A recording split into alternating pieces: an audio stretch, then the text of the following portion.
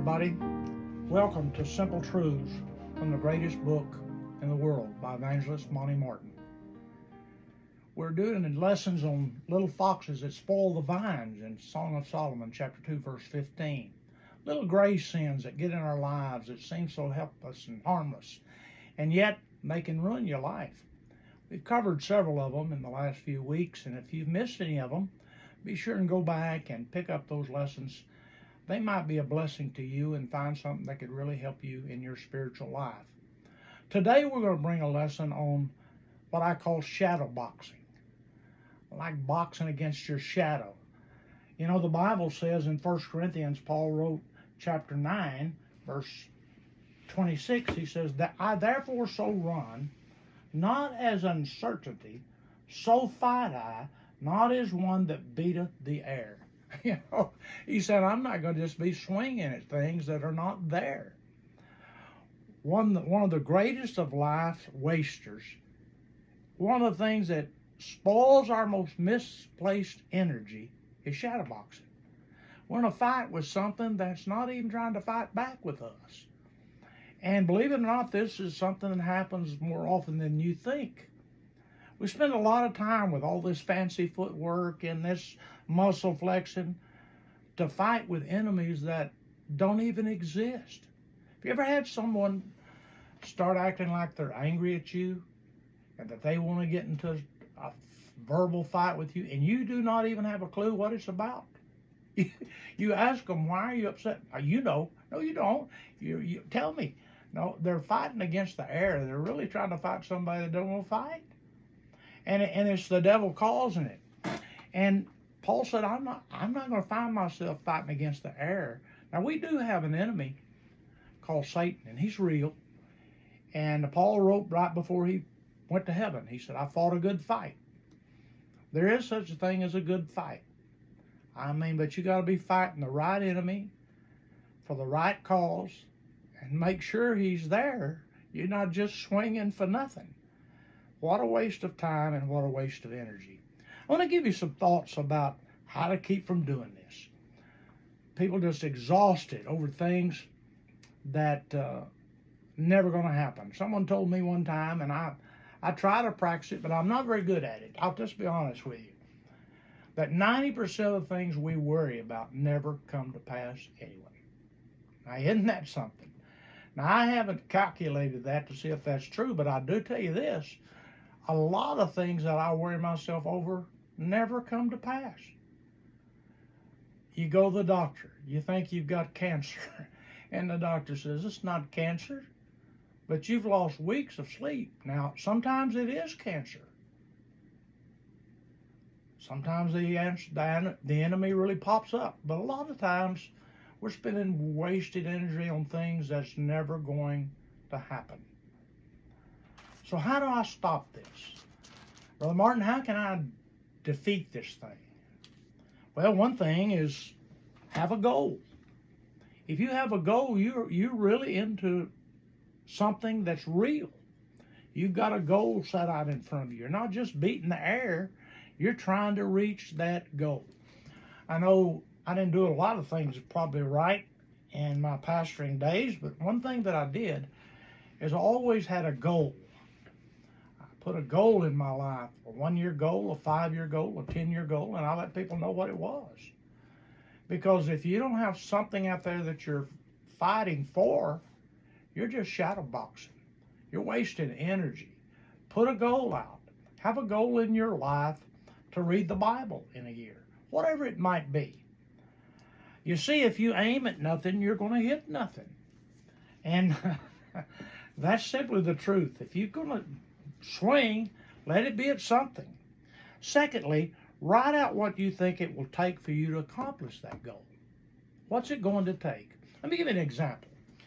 The last church I pastored, I set down some goals for a year, 5 years, 10 years. And I met with all of my deacons, teachers, and I shared it with them publicly. You see, if you share it publicly, then you're under the gun then to do it. Because they all know now, as the pastor's goals. Now, this is not just for pastors. This is for your everyday life. But I had a goal. Say I'm going to start a young married class. Okay, that's great. When? I put a date. Then secondly, how am I going to do this? Well, I have to have a teacher. How am I going to get a teacher? I've got to train one. Do you follow me? Write out what you think it's going to take for you to accomplish that goal, so you're not just boxing in the air. You're really in there making things happen. Also, be willing to change your game plan if you have to. Not everybody reaches the goal exactly as they want it to be, but sometimes you have to make changes because life changes. Let me give you an example of that also. Let's say, for example, the last church I pastored, I had a goal for 1 year, and in that year, my associate took a church. That changed everything. All of a sudden, instead of having the time to accomplish that goal, now I've got to find a second man to help me in my job, in my ministry. So you have to be willing sometime to make those changes. If what you're doing is not getting you closer to the goal, then you're shadowboxing. If what you're doing is not helping you get closer to what you have out in front of you, you're not doing it right. Let me give you one other thing. Capitalize on your problems. You know, so much misplaced energy is put into worrying over problems instead of thinking of ways of turning them into opportunities. I used to work for a man, and he was an unsaved man. But every time I would come to him with a problem, he would say, "That's not a problem. That's just an unsolved opportunity."